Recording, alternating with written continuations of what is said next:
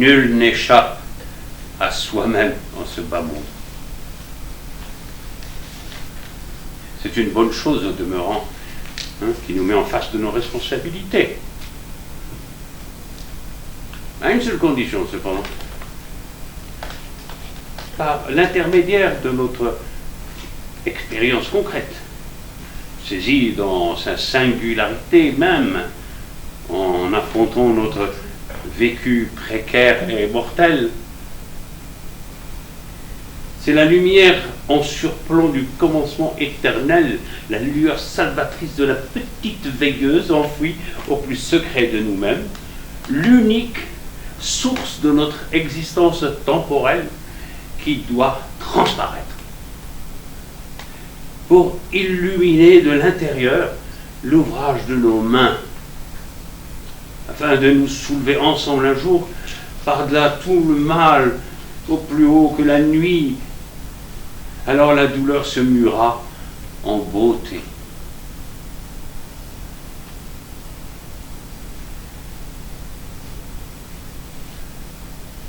Dans le chant de Mozart, par exemple, où la mort toujours embusquée et menaçante est transfigurée par une joie qui vient d'ailleurs. Tant que nous demeurons fidèles à cette double tâche impossible. Témoigner de notre pâtir quotidien avec les moyens spontanés d'ici et maintenant, en l'éclairant depuis les profondeurs cachées d'où nous surgissons à l'existence d'instant en instant, pour accomplir avec patience notre destin fugace dans le monde créé, nous œuvrerons dans la justice et la droiture, en bons serviteurs de la présence invisible. L'écrivain juif diasporique Franz Kafka en est l'incarnation. Il éprouve beaucoup de difficultés avec le corps, non seulement avec le sien, brusquement métamorphosé en cancrelat monstrueux, mais aussi avec le corps de tout être, de toute chose, comme avec le nom qui est le corps spirituel des choses. Le simple fait d'être un écrivain en exil renforce la tentation du refus du monde terrestre chez le poète juif. Devenu de gré ou de force un spécialiste de l'ailleurs, condamné d'avance à la fuite hors de ce monde, mais le retour à Jérusalem se substitue au rêve entretenu depuis 20 siècles par la liturgie synagogale. Elle permet à l'écrivain juif, même s'il écrit dans une langue de la dispersion, même si c'est ce qui est mon cas aussi, ça lui permet de dire enfin le monde matériel, de prononcer à pleine bouche le nom de l'anémone sauvage, du cyclamen mauve ou de la petite fleur écarlate des monts de Judée, ou que l'on nomme le sang des Maccabées. Il est licite aussi de chanter notre corps, de célébrer la chair vivante, non pas de façon orgiaque, mais dans l'optique juive de la création, comme lieu saint où le monde converge, où se rencontrent dans l'amitié les puissances lumineuses de l'âme et les énergies profondes de la terre, résumées télémadette poétique à l'égard de l'hébreu. Appris sur le tard, dans les années de ma maturité, non sans mal, et de manière forcément incomplète. Depuis longtemps, une barque noire attend dans le Ride. Elle dort dans les roseaux retenus par sa chaîne rouillée. Pour qui donc? Pour qui donc? Va-t-elle voguer vers la clarté, le soleil, ou va-t-elle bientôt glisser vers les profondeurs du marais? Qui le sait? Qui le sait? Les sources ne cessent pas de bruire. Même dans la neige la plus épaisse, enfouie sous les racines obscures des orties. Vois, l'eau, soudain, dès l'aube, fuse à travers l'argile vers la lumière éblouissante du printemps. Sur les fonds de gravier, lavés de frais, au cœur de notre lieu premier, la gorge sainte de la terre. Les souffrances, les peurs, la honte, qui loin du jour sont tenues prisonnières tout au long de la vie au plus secret du cœur, dans la nuit, en silence, pleurent parfois encore. Seul, inconsolé. Hast unsere Puppe aus dem Kervel rausgeholt. An die Wand hast sie einfach zum Zeitvertreib geschmissen. Mit ihren Gipfeln voll Blut und voll Löcher. Den Rest hast du mit deinen eigenen Händen lawendig verrissen oder in Auschwitz vergast und verkohlt. Ohne dass dich's im geringsten hätt gehindert. Und Asch von Millionen jüdischer Kinder hast seelenruhig in der roten Sand hineingeschickt. Ein Mandelbaum in Jerusalem. Ein rundes, winziges Bämelen nur schlägt hoch im Himmel aus. Es ist plötzlich in de Blüst hineingekommen, als wär's ein Sternenfloch. Seine rot-weißen Krallen, seine Flammen zingeln sind frie im Morgens aus dem Schüssel ein Rüss. Zwischen den Knospen ihrer zarten, gleverigen Fingernägel ringeln, wo immer wie Sonnengold im Sommergarten lustig rum und um suchen. Si on n'écoute pas les poètes, c'est d'abord qu'il n'y a rien à écouter. Ou si peu. Et ça n'est pas communicable. Il y aura quelque chose à écouter dans la poésie. C'est-à-dire quelque chose à absorber, à vivre, à danser. Lorsque le poète pourra dire au lieu de « je ne suis pas, donc je ne pense pas, donc je ne suis pas », mais il pourra dire « je danse, donc je suis alors », on l'écoutera peut-être de nouveau. Mais ce sera un autre langage, un autre être humain, et non l'être d'arrogance, de refus, de sarcasme. Si l'on n'écoute pas les poètes, c'est qu'il n'y a rien à écouter. Ou si peu. Notre monde est déjà réduit à un amas de fragments. Le marteau-pilon est tombé dessus et a tout réduit en 1000 morceaux. Les arts modernes, pas seulement la poésie, mais aussi la musique, les arts plastiques, nous renvoient cette image d'un émiettement, d'une misère affective, d'une pauvreté, d'une tristesse sans nom. Et notre monde cherche autre chose. Un être, une civilisation dans un état de misère comme le nôtre ne trouvera pas de réponse dans le spectacle de sa propre situation. Ce que l'on désire, c'est être guéri, libéré, sauvé. Or, ce genre de poésie ne fait que réverbérer la maladie elle-même.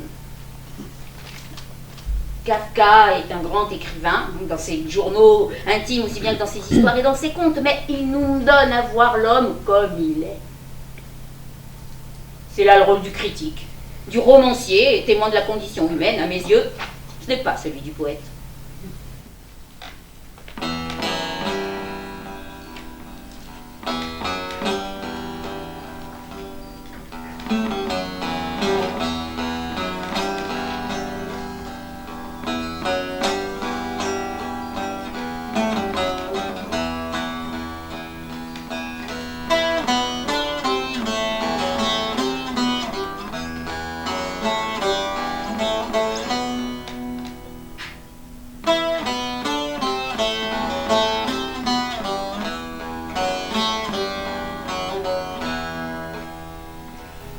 Ulfen Pripitschik brennet Feuer, und du bist weiß. Und der Rebe lernt, kleine Kinder lernt, wenn man es weiß. Und der Rebe lernt, kleine Kinder lernt, wenn man es weiß. Solche Kinder lernt, gedenkt ihre, wo sie sind, do. Solche noch amol, da che noch amol, de mare fo. Solche noch amol, da che noch amol, come sale fo.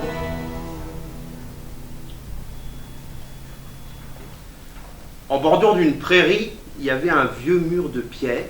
Et dans ce mur, près d'une grange, d'un grenier à grains, une famille de mulots s'était installée. Les fermiers avaient abandonné la grange et le grenier à grains était vide. Et comme l'hiver approchait, les petits mulots entreprirent alors d'amasser du maïs, des noisettes, de la paille, du blé. Ils travaillèrent tous, nuit et jour. Tous, sauf Frédéric. Frédéric, pourquoi ne travailles-tu pas? Mais si, je travaille. Je fais provision de soleil pour l'hiver, quand il fera froid et sombre. Et quand ils virent Frédéric assis, là, à regarder la prairie, lui dire « Et maintenant, Frédéric, qu'est-ce que tu fais ?» Il répondit simplement « Je fais provision de couleurs pour l'hiver gris. » Un jour que Frédéric semblait à moitié endormi, ils lui demandèrent sur un ton de reproche s'il n'était pas en train de rêver. « Non, répondit-il, je fais provision de mots, parce que l'hiver sera long et nous ne saurons plus quoi nous dire. » L'hiver arriva. À la première neige, les petits mulots se mirent à l'abri sous les pierres. Au début, les mulots avaient de quoi manger. Ils avaient assez d'histoires de renards stupides, de gros méchants chats. Pour se distraire, c'était une famille heureuse, mais petit à petit, ils grignotèrent les baies et les noisettes. Ils épuisèrent leurs provisions de paille. Le blé n'était plus pour eux qu'un souvenir. Il faisait froid et plus personne n'avait envie de faire des parlottes. Alors, ils se rappelèrent ce que Frédéric leur avait dit, du soleil, des couleurs, des mots. Et tes provisions, hein, Frédéric, demandèrent-ils. Fermez les yeux, dit Frédéric en grimpant sur une grosse pierre. Voilà. Maintenant, je vais vous envoyer des rayons du soleil. Sentez-vous comme ils sont chauds et doux et dorés. Et pendant qu'il parlait, les petits mulots peu à peu se réchauffaient. Était-ce la voix de Frédéric? Était-ce de la magie? Et les couleurs, Frédéric? Demandèrent-ils inquiets. Fermez encore les yeux. Et quand il leur parla des pervenches bleues, des coquelicots rouges dans les blés jaunes et des petites feuilles vertes des buissons, ils virent les couleurs aussi nettement que si elles avaient été peintes dans leur tête. Et les mots, Frédéric? Frédéric s'éclaircit la voix, marqua un temps de silence. Et, comme du haut d'une estrade, il dit « Qui fait neiger, pleuvoir? Qui verdit les prairies? Qui parfume les foins? Qui berce les épis? Qui fait fleurir le trèfle et bourdonner l'abeille? Qui fait briller la lune, flamboyer le soleil? Quatre petits mulots au pelage azuré qui répandent sur nous tous les dons de l'année. Le mulot du printemps disperse les averses, le mulot de l'été enchante prés et haies, le mulot de l'automne égrène fruits et baies, et le mulot d'hiver, souvenirs et promesses.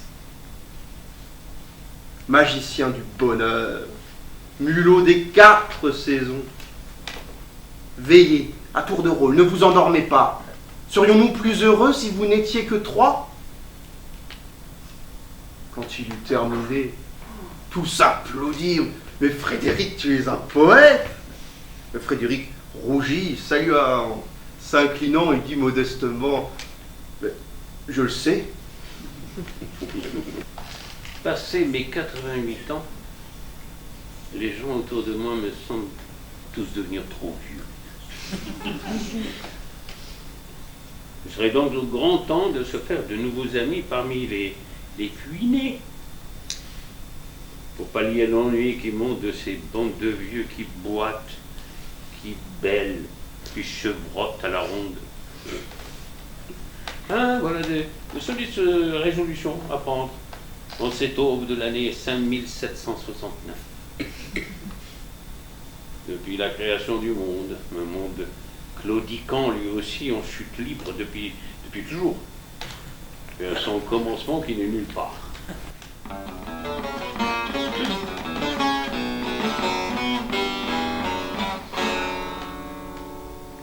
Au saut du lièvre, au ciot du lièvre bondissent à l'envie tant de joyeux lapins. Ici, garçons et filles se donnent rendez-vous. On se caresse les reins, les cheveux, le cou. Ils se trouvent mignons et se roulent avec délice sur un lit balsamique fait d'aiguilles de pin. Vraiment, c'est une honte. Et l'un sur l'autre monte, sans anneau de mariage ni chemise de nuit. De ces feux interdits, ils brûlent à l'envi entre les marécages, sous les troncs des sapins qui jaillissent des sables.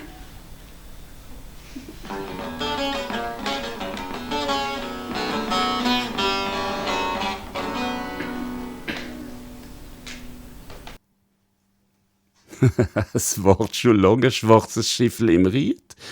Es schluft im Schilf an der rostigen Kette. Wer für wen denn? Für wen denn? Fahrt's endlich hell auf sonnenwärts oder rutscht's bald unter bis in den Sumpf? Oh, wer weiß es denn? Wer weiß es denn? Die Quelle rüschle widerst. Ei im tiefsten Schnee unter den schwarzen Sengeselwurzeln sehn ich. Das Wässerle bricht schon üsem Grund am jungen Morgen unterm grellen Frühjahrslicht auf dem frisch gewaschenen Kissboden dort unten und unserem ersten Ort im herrlichen Rochen von der Art. Alle Schmerzen, wo am hellen Tal das Leben lang runtergeschluckt wurden, die hielen liesli bei uns znachts, einsam und trostlos, widerst. Pour les hommes et les femmes de ma génération, nés entre le Rhin et les Vosges, immédiatement après la Première Guerre mondiale, c'est en dialecte alsacien que ces événements intérieurs décisifs se sont produits. C'est à travers l'héritage du dialecte, déjà contesté dans les années 20 de ce siècle par le pouvoir jacobin en place, que la révélation de la réalité du monde en nous, comme celle de l'âme singulière qui la percevait pour la première fois, a pu s'effectuer dans nos personnalités enfantines, vite soumises à l'épreuve menacée au départ d'aphasie spirituelle. Tout bien considéré, nous n'avions pas choisi de naître dans l'univers géographique et social étroit du dialecte alémanique. Mais, l'ayant reçu en partage, étant engendré, constitué, formé par cette parole magique, nous devions forcément lui rester fidèles. Et aussi, dès lors que nous préférions sauver notre intégrité première, demeurer honnêtement à l'écoute de nous-mêmes. C'est ainsi qu'à travers une vie faite de pérégrination, d'exil, d'aventures nouvelles. Je n'ai jamais oublié mon dialecte natal.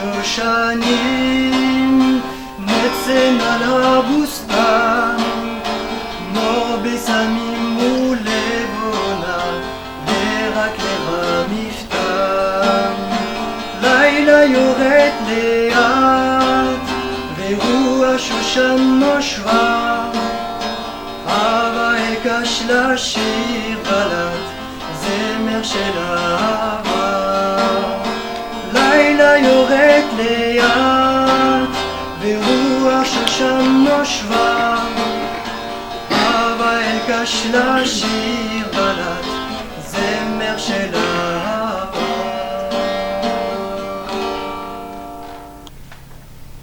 Lorsque les poèmes chantent, je me trouve malgré tout en sécurité. Il s'agit de chants, non de cris ou d'étouffements. Comme si de cette façon la méchanceté de la vie, mise au défi par la magie de la mélodie, reculait. Je sais bien que c'est pas vrai, mais le poème m'offre un vrai répit, que je gagne sur la méchanceté du temps. Je parlerais plutôt de conscience en action. Beaucoup de choses dans le monde où nous vivons sont haïssables. La poésie est une façon d'affirmer que nous ne voulons pas être de bons esclaves, que nous refusons de nous livrer gratuitement aux mains rapaces, au cœur de roc des héritiers de Caïn. Il me semble même que les choses empirent. La rapacité, le mépris de la donnée humaine se sont accrus. Au début du XXe siècle, on n'osait pas mêler les deux, on avait encore le choix. Ou bien le désir de posséder le monde matériel sous toutes ses formes, ou bien le retrait, à la façon de Mallarmé. Et de nos jours, les deux se mêlent. On assiste à une brutalisation des rapports réels concrets entre les êtres et avec les choses. Le tout étant considéré comme objet de conquête, de destruction, et en même temps, on décèle la prétention extraordinaire au néant qui serait la pureté absolue. Et ces deux attitudes étaient implicites dans les phases précédentes. On assiste désormais à une violence extraordinaire. Les deux tendances réunies chez les mêmes s'interpénètrent, se heurtent et s'annulent. Ce qui, dans Madame Bovary, est incarné par le matérialisme du pharmacien Homais et du prêteur d'argent Lheureux, se combine avec les prétentions au détachement, au mépris du monde. On parle parfois de socialisme caviar. Mais on pourrait parler aussi souvent de nihilisme caviar, une pause, largement. On assiste à la course au fric, et chez les mêmes, très souvent s'affiche la profession de foi en une rigueur morale absolue. Angélisme et jouissance effrénée, bordel et pureté. La vertu s'épanouit sur le fumier de la corruption. Que chacun patauge dans sa propre merde, a déclaré fort peu diplomatiquement la chancelière d'Allemagne Angela Merkel, avant de changer d'avis le surlendemain même. En condamnant à la faillite les financiers aveugles et insouciants qui dirigeaient la banque d'affaires Lehman Brothers, le secrétaire au Trésor américain a ouvert sans nulle précaution la boîte de mer d'or de la haute finance mondiale, de Hong Kong jusqu'à l'Islande. C'est piètre consolation, la revanche de la poésie brute en fureur sur la morne prose quotidienne. Un exemple quasi shakespearien de la justice poétique à l'œuvre dans le monde sinistre d'aujourd'hui.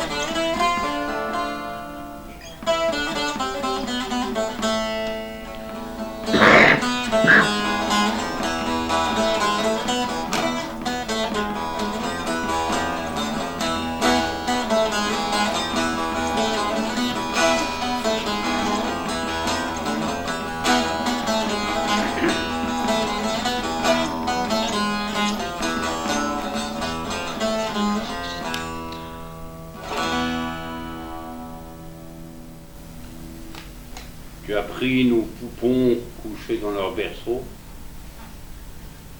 Tu leur as fracassé le crâne contre le mur.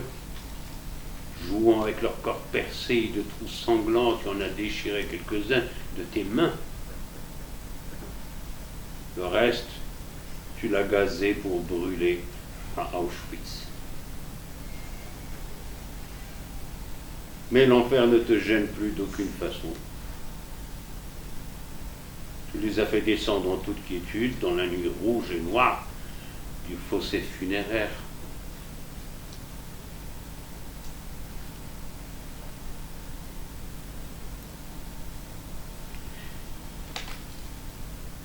L'amandier de Jérusalem, ce n'est qu'un petit arbre en sa rondeur fragile qui veut s'épanouir au cœur du firmament. Pourtant, c'est lui, soudain, qui s'est couvert de fleurs. On dirait dans le ciel un bouquet de comètes. Ses griffes blanches et roses, ses languettes de flammes d'arde, tôt le matin au bout de chaque tige. Entre les ongles tendres des bourgeons annelés gluant comme du miel, autour desquels murmurent heureuses les abeilles, butinant le soleil dans son jardin d'été.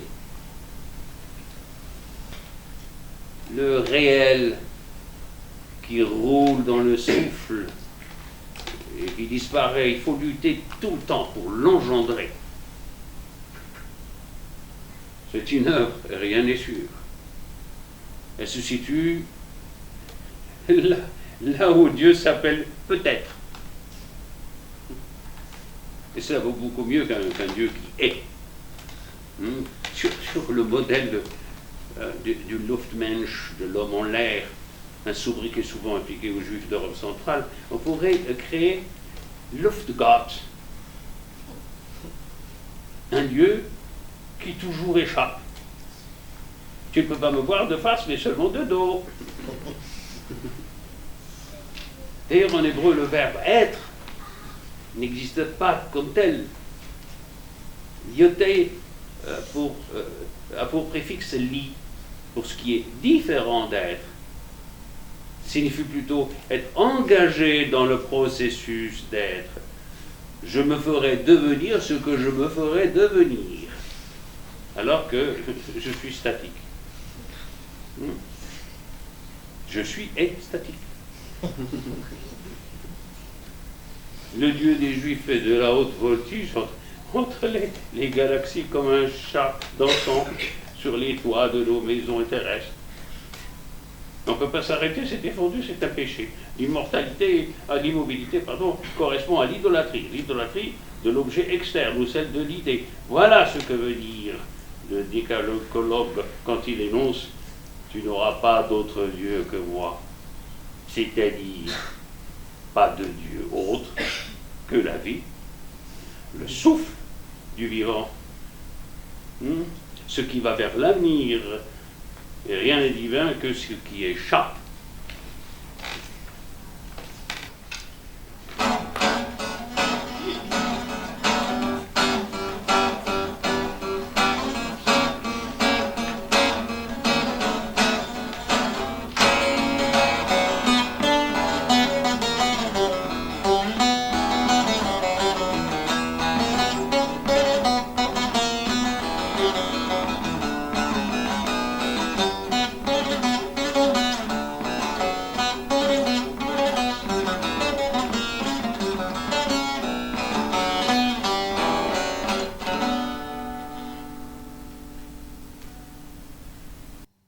Auf dem Hasensprung.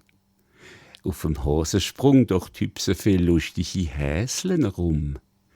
Dort treffen sich Büwen und Mädchen genung.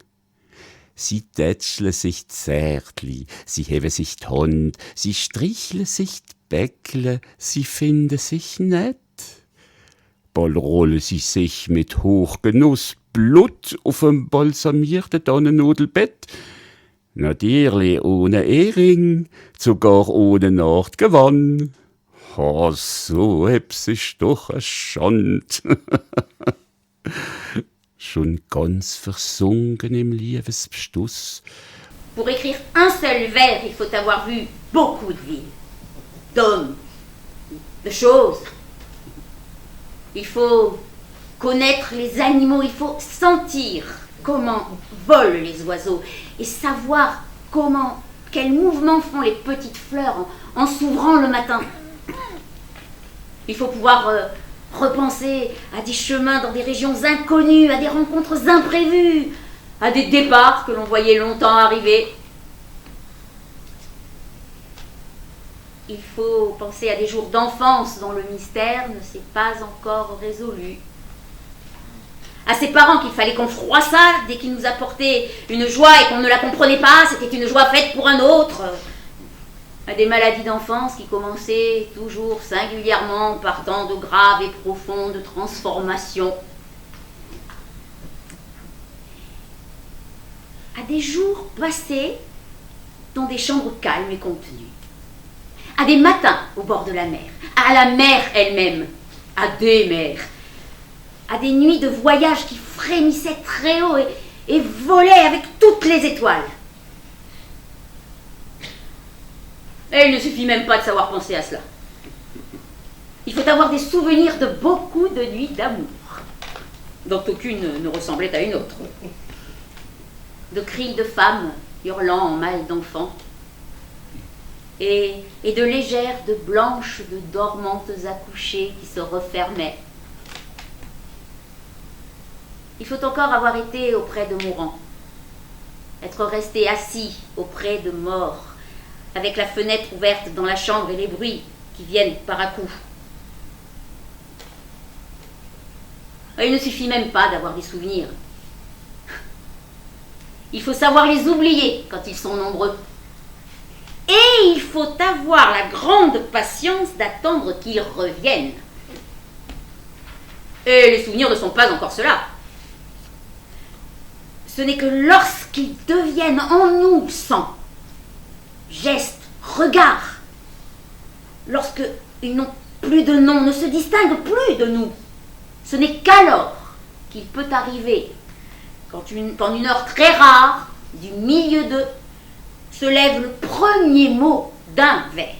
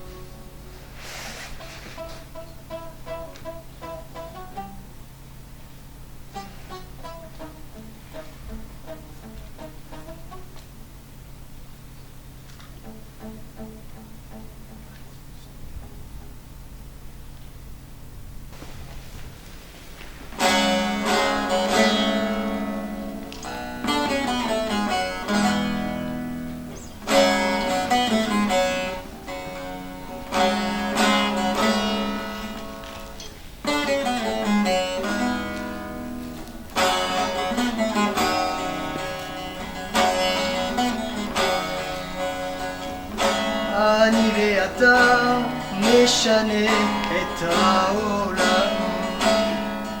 אני ואתה, אז יבואו כבר כולם. אמרו את זה קודם לפניי, לא משנה. אני ואתה נשנה את העולם.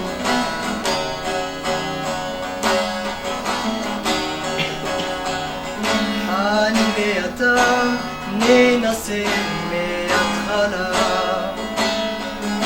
יהיה לנו רע, אין דבר, זה לא נורא. אמרו את זה קודם לפניי, זה לא משנה. אני ואתה נשנה את העולם.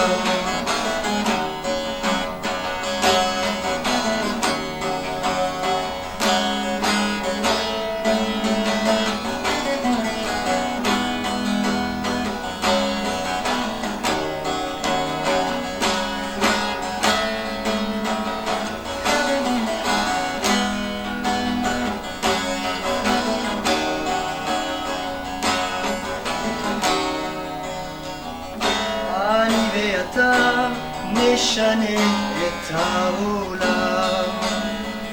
אני ואתה, אז יבואו כבר כולם. אמרו את זה קודם לפניי, לא משנה. אני ואתה נשנה את העולם.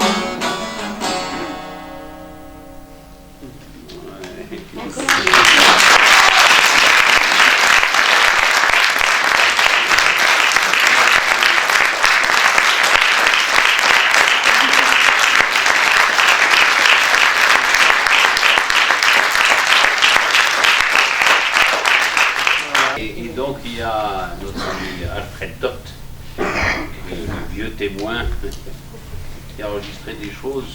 Si vous avez envie, vous pouvez le regarder un instant, hein, un petit moment.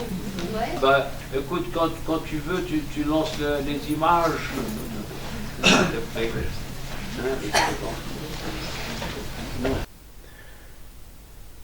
Claude Vigée est quelqu'un qui est un esprit tout à fait indépendant.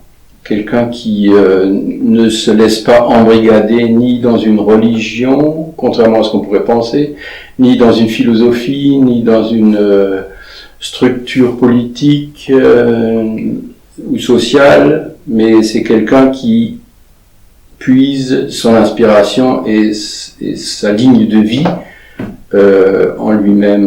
Et il n'a besoin de personne pour avoir une ligne de conduite.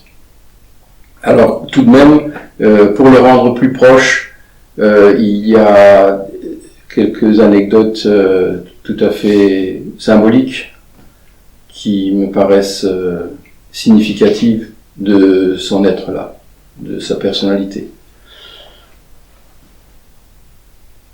Un jour, à la Bibliothèque nationale de France, la bibliothèque François Mitterrand, fraîchement déménagée depuis le site de la rue Royale, Claude Vigée a été récipiendaire du Grand Croix de la Légion d'honneur au Torre-Psosso, et il nous avait invités à Paris pour la réception chez Jean-Pierre Rémy, alias Pierre Angremy, le directeur de la Bibliothèque nationale et ex-mentor de la Villa Médicis à Rome. Et au moment de la réception, les gens de la haute bourgeoisie parisienne avaient s'étaient fendus de discours lénifiants et de paroles pontifiantes et convenues et banales. Et tout d'un coup, lorsque Claude Vigée, lui, s'est mis à prendre la parole, puisqu'on lui avait demandé,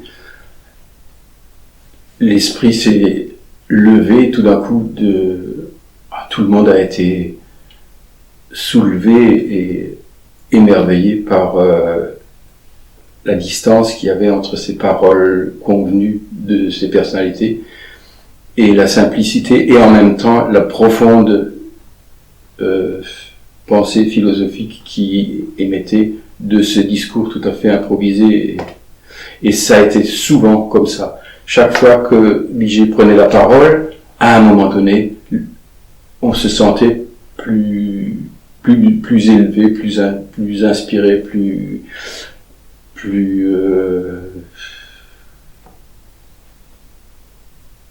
on se sentait, comment dire, plus intelligent, en quelque sorte.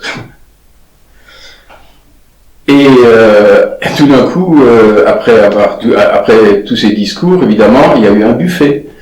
Et le buffet se résumait en quelques cacahuètes et 2-3 sticks et quelques canettes de bière. Alors tout d'un coup, la maîtresse de cérémonie de cette luxueuse nouvelle bibliothèque de France est accourue pour s'excuser en disant que oui, ils se sont trompés de buffet. Parce que il y avait en même temps la cérémonie de la retraite dans des concierges de cette bibliothèque. Et les petits fours et le champagne qui étaient destinés à Claude Bijé s'est retrouvé chez ce concierge et nous autres on a eu les sticks et les pretzels. Alors Claude Bijé a dit vraiment, ça me fait plaisir que ce monsieur ait pu avoir une retraite digne de son nom. Et cette inversion, cette empathie envers les gens simples, ça c'est Claude Bijé. Claude Bijé, c'est aussi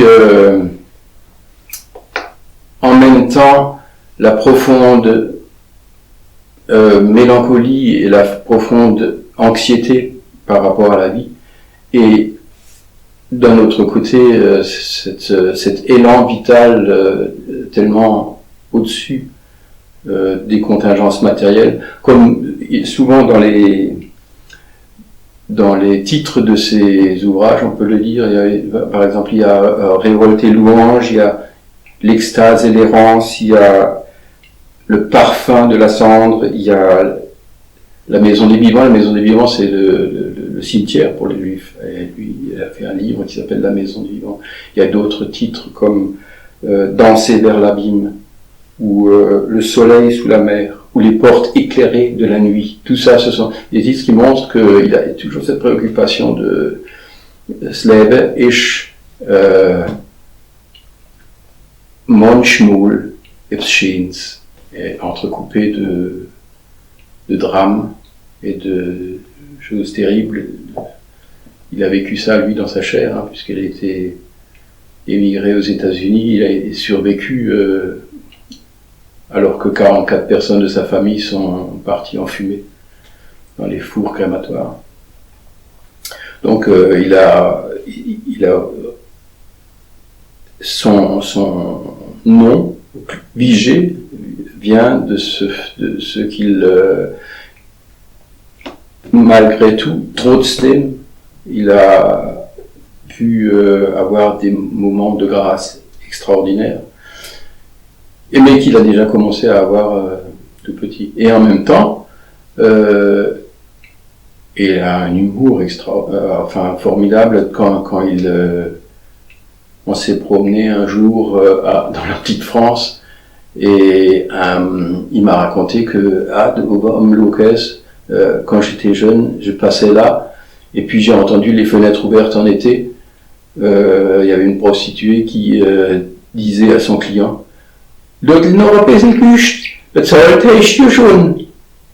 alors ça, c'est des moments qu'on peut pas en principe mettre au crédit de Claude Bijé. Il y a un poète, il y a des choses aussi de la vie triviale, etc., qui sont d'ailleurs aussi parfois dans les Schwarzsänges, où c'est des choses absolument triviales, Il y a aussi, et d'un autre côté, on se promenait dans le Ride, et devant une flaque d'eau, un jour il m'a dit, ben, tu vois, ce qu'il y a sous la flaque d'eau, je sais parfaitement ce qu'il y a en dessous, symboliquement. Et dans son imagination de poète, il savait très bien ce qu'il y a en dessous des flaques d'eau qui reflètent le ciel. Un jour, il m'a raconté qu'il était en bas de l'Erlenberg, pas de l'Erlenberg, du Große près du lavoir là-bas. Et il voyait deux chiens en train de fourniquer en rentrant du collège. Alors il a demandé à son copain, qu'est-ce qu'ils font là? Il était gamin encore. Qu'est-ce qu'ils font là, les chiens? Alors son copain lui dit, petit poker. Et alors il est rentré à la maison, il a demandé à sa maman, maman, qu'est-ce que ça veut dire, poker? Et bien sûr, il a attrapé une claque en pleine figure. C'était pas des mots qu'il fallait demander à l'époque. Mais ce sont des mots qui aussi font partie de l'univers de Claude Vigée. J'ai passé quelques jours chez lui, et on dînait le soir. Dans son entrée, il a une table, dans l'entrée de son appartement, il a une table sur laquelle on déjeunait. Donc c'est pas une pièce d'apparat pour lui. Et pour déjeuner, il a une boîte en bois, une espèce de caissette comme ça, avec tous les couverts et les cuillères, les fourchettes et tout ce qu'il faut pour manger. Et puis, nemsch, in der Kirche, nemsch was de Brüche pour manger. Claude Vigée n'a pas de goût de luxe. Ce sont ses livres qui sont ses beaux soucis, comme dit Mallarmé. Alors, Claude Vigée est au bord de sa 100e année, maintenant, puisqu'il est né le 3 janvier 1921. Et je l'ai au téléphone régulièrement, puisque c'est le seul moyen encore qu'il a pour communiquer. Il est allongé sur son fauteuil, il ne voit plus, quasiment plus, et il n'entend plus bien. Juste au téléphone, et que quand il a l'écouteur très proche de l'oreille, et il me raconte souvent que il voudrait encore vivre un petit peu, mais que bientôt il sera à Bischulaire, au cimetière de Bischulaire, où son endroit est déjà préparé, à côté de son épouse et de son fils qui demeurent déjà. Alors,